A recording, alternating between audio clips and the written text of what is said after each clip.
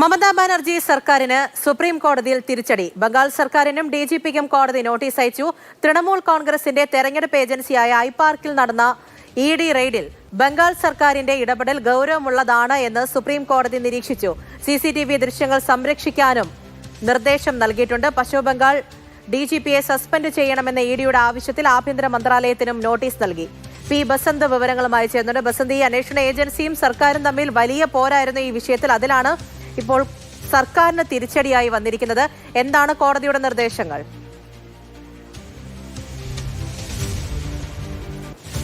ഐപാക്കിൽ നടന്ന റെയ്ഡ് തടസ്സപ്പെടുത്താൻ മുഖ്യമന്ത്രി മമതാ ബാനർജിയും പോലീസ് DGP ആയിരുന്ന രവീന്ദ്രകുമാറും ശ്രമിച്ചു എന്നുള്ളൊരു ആരോപണത്തിന്റെ പേരിലാണ് ഇപ്പോൾ എൻഫോഴ്സ്മെന്റ് ഡയറക്ടറേറ്റ് സുപ്രീം കോടതിയിൽ ഹർജി നൽകിയത്. ഇതിന്റെ അടിസ്ഥാനത്തിൽ ഇന്ന് നടന്ന വാദത്തിനിടെയാണ് വളരെ ഗൗരവതരമായ സംഭവവികാസങ്ങളാണ് പശ്ചിമ ബംഗാളിൽ നടക്കുന്നതെന്ന് സുപ്രീം കോടതി വ്യക്തമാക്കിയത്.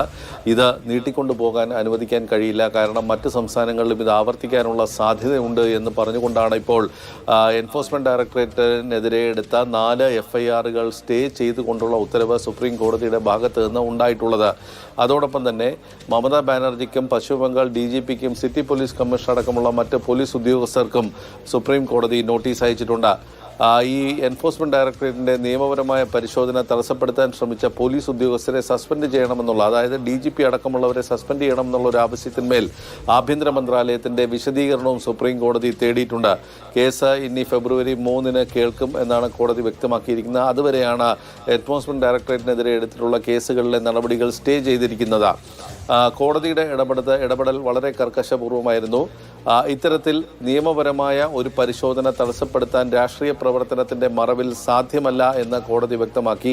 അതോടൊപ്പം ഒരു രാഷ്ട്രീയ പാർട്ടിയുടെ പ്രവർത്തനത്തെ ഒരു കേന്ദ്ര ഏജൻസിക്കും തടസ്സപ്പെടുത്താൻ കഴിയില്ല എന്നാണ് സുപ്രീം കോടതി വ്യക്തമാക്കിയിട്ടുള്ളത്.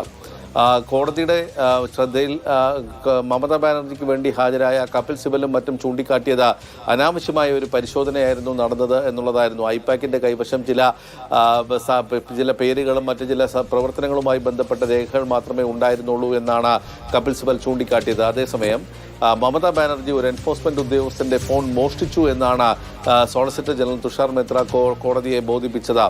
അത് മമതാ ബാനർജി അതേസമയം എടുത്തുകൊണ്ടുപോയത് ഒരു ഐപാഡും അതോടൊപ്പം തന്നെ വിവരങ്ങൾ അടങ്ങിയ ഒരു ഫോൺ മാത്രമാണ് എന്നാണ് കപിൽ സിബലിന്റെ വാദം. ഏതായാലും കേസ് ഫെബ്രുവരി 3 വരുന്നത് വരെ എല്ലാ നടപടികളും ഇക്കാര്യത്തിൽ ഇപ്പോൾ സ്റ്റേ ചെയ്തിട്ടുണ്ട്. ശരി, പി ബസന്താണ് വിവരങ്ങൾ നൽകിയത്.